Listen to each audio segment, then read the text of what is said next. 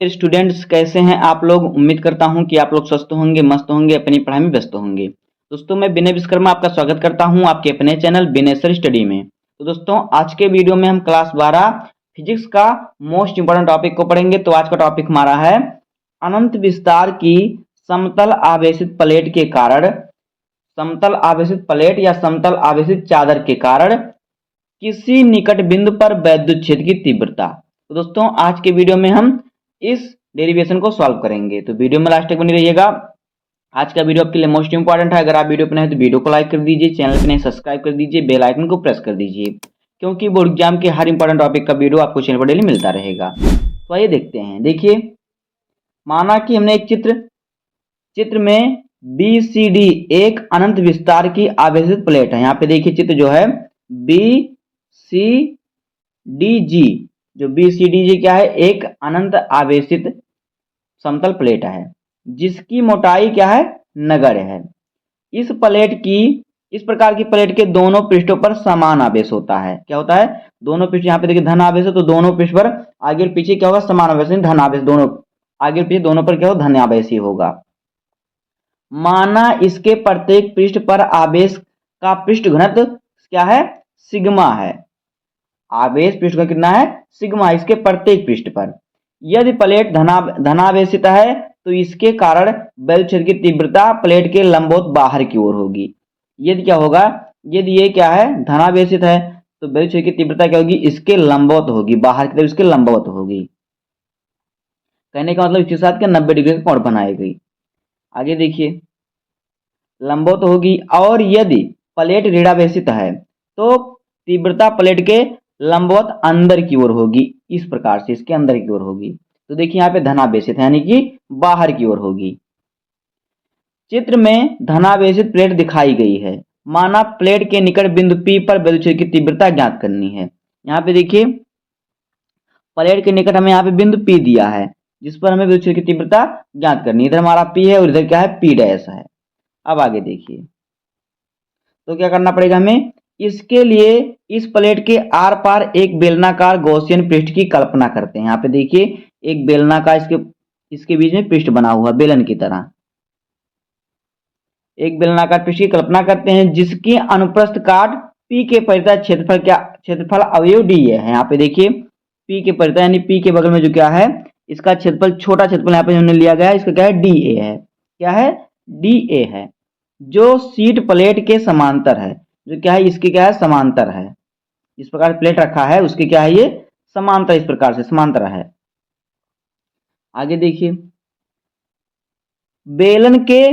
बेलन के P तथा P डैश सिरे से समान दूरी पर है। देखिए जो बेलन का यहाँ पे देखिए वही चित्र हमने यहाँ पे रख दिया है ताकि आपको समझने में आसानी मिले। तो ऐसा मत समझिएगा कि दो चित्र है, एक ही चित्र है। यहाँ पे देखिए यहाँ पर P है और यहाँ पे क्या है, P डैश है, तो इनके बीच की दूरी क्या है, समान है।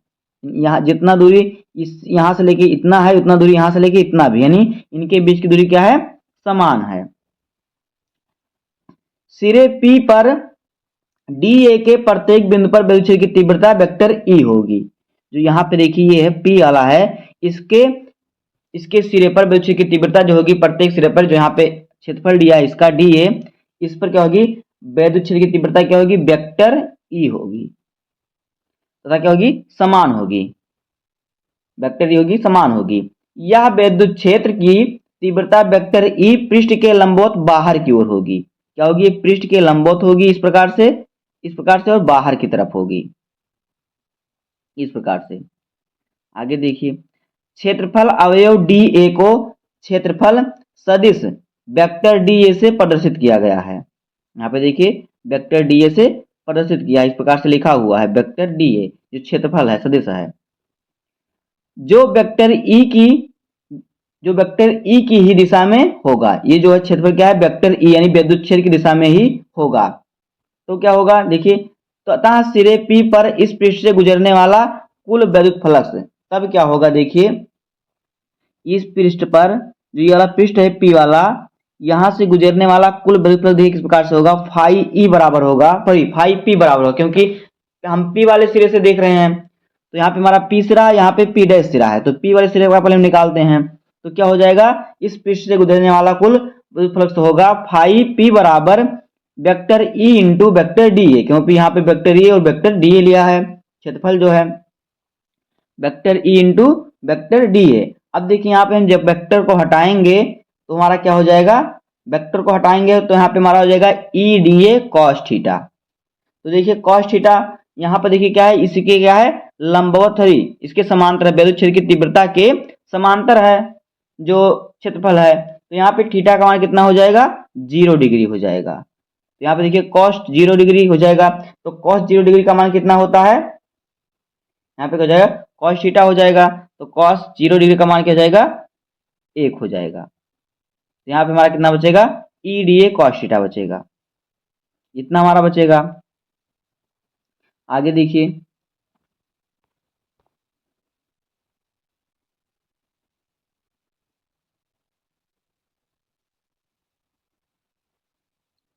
तो देखिए cos 0 अंश का मान जब 1 हो जाएगा तो फिर जब 1 का गुणा होगा ई डी ए में तो ये बचेगा ई डी ए। अब आगे देखिए इसी प्रकार गॉसियन पृष्ठ के सिरे P से गुजरने वाला विद्युत फ्लक्स। अब देखिए हमने पहले क्या किया, हमने P सिरे से गुजरने वाला विद्युत फ्लक्स ज्ञात किया। अब क्या करेंगे हम, यहाँ पे देखिए अब यहाँ पे जो P डैश है ये P डैश सिरा है।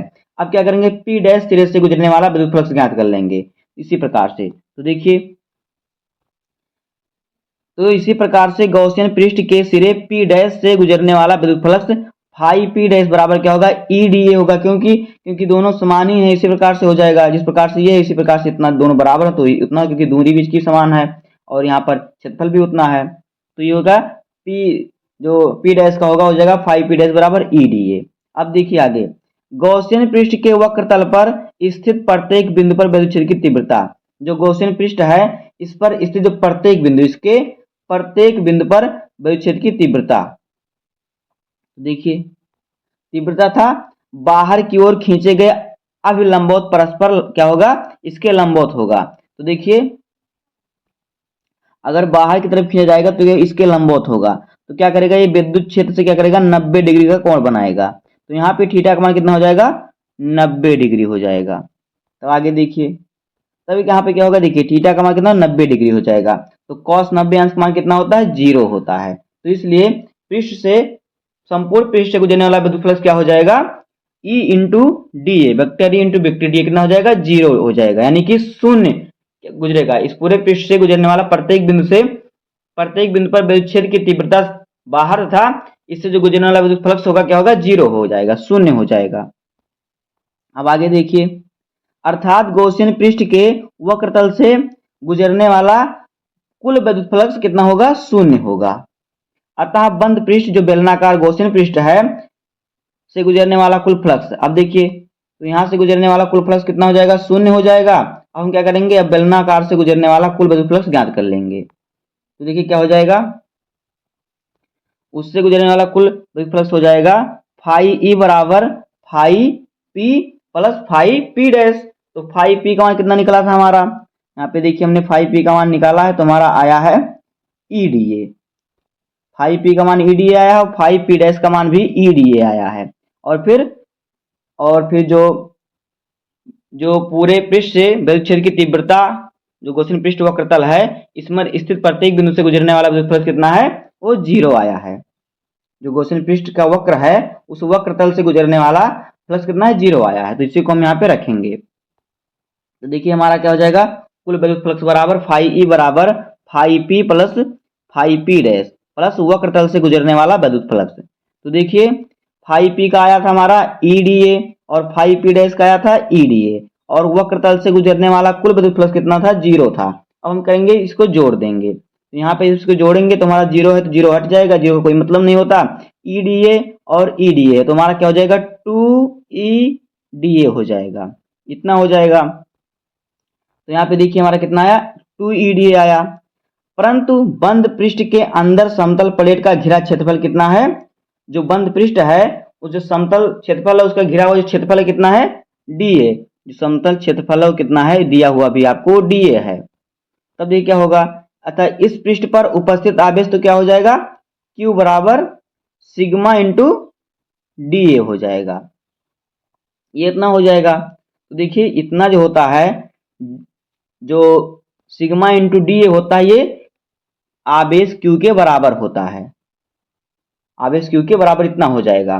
तब देखिए हमारा जो गॉस का प्रमेय होता है वो क्या था, फाई ई बराबर क्यू बाई एप्सिलॉन नॉट, इतना होता है। तो यहाँ पे हम क्या करेंगे, यहाँ से क्यू का मान यहाँ पर रख देंगे। तो जब हम यहाँ पर क्यू का मान रखेंगे यहाँ पे, तो हमारा क्या जाएगा, सिग्मा सिग्मा क्या जाएगा, सिग्मा डी ए आ जाएगा।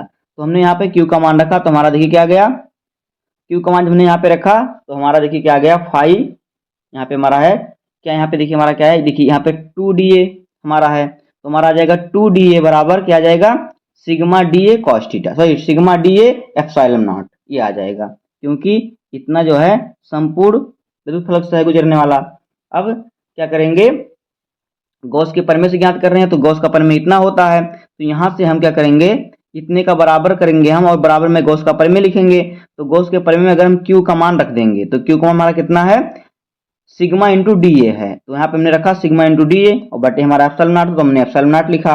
उसके बाद देखिए अब क्या होगा, अब देखिए जो 2 हमारा 2 है, ये क्या है, इसके साथ गुणे में है, तो ये भाग में चला जाएगा नीचे, और डी ए से डी ए कैंसिल हो जाएगा, डी ए से हमारा क्या हो जाएगा, डी ए से डी ए कैंसिल हो जाएगा। और यहाँ पे 2E है, तो 2E जो है एक इसके साथ ई के साथ गुणे में है 2, तो यहाँ जाए भाग में हो जाएगा, तो हमारा बचेगा ई बराबर, ऊपर हमारा बचेगा सिग्मा, क्योंकि डी ए से डी ए कैंसिल हो जाएगा, और नीचे बचेगा हमारा ये जो 2 है, ये इसके साथ ई के साथ गुणे में है, इधर जाएगा भाग में चला जाएगा, और एप्सिलॉन नॉट बचेगा। तो हमारा क्या बचेगा, ई बराबर सिग्मा बटे 2 एप्सिलॉन नॉट, यही हमारा हो जाएगा सूत्र।